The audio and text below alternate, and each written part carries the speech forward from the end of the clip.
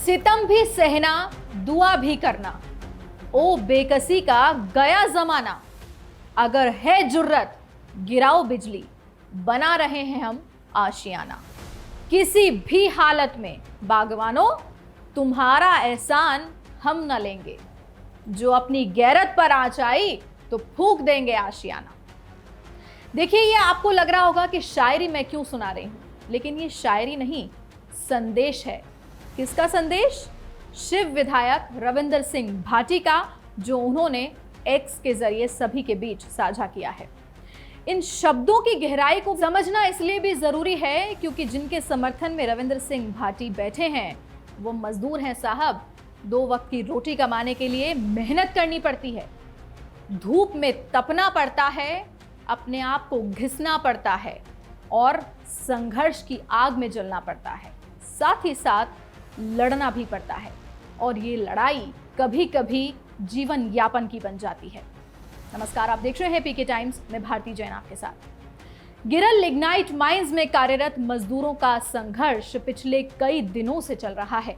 उनके समर्थन में रविंदर सिंह भाटी, जो एक प्रमुख आवाज बने हैं, लगातार डटे हुए हैं। 19 मई को उन्होंने खुद पर पेट्रोल भी डाला था, जो उनके साहस और हताशा को दिखाता है।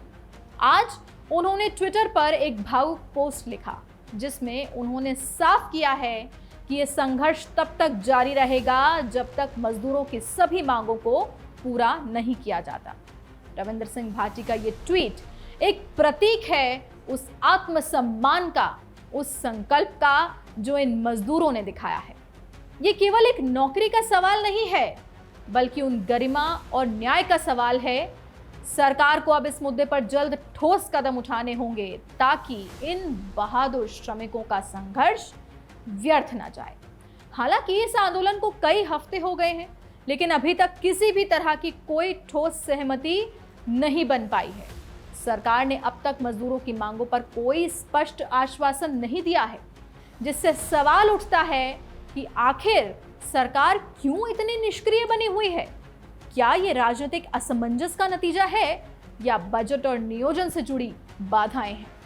जो भी वजह हो, सवाल ये है कि अब इतनी मेहनत और बलिदान के बाद भी मजदूरों को न्याय नहीं मिल रहा, तो क्या ये लोकतंत्र की नाकामी नहीं है क्या? ये सरकार के लिए एक गंभीर प्रश्न है जिसका जवाब अब देना बेहद जरूरी है।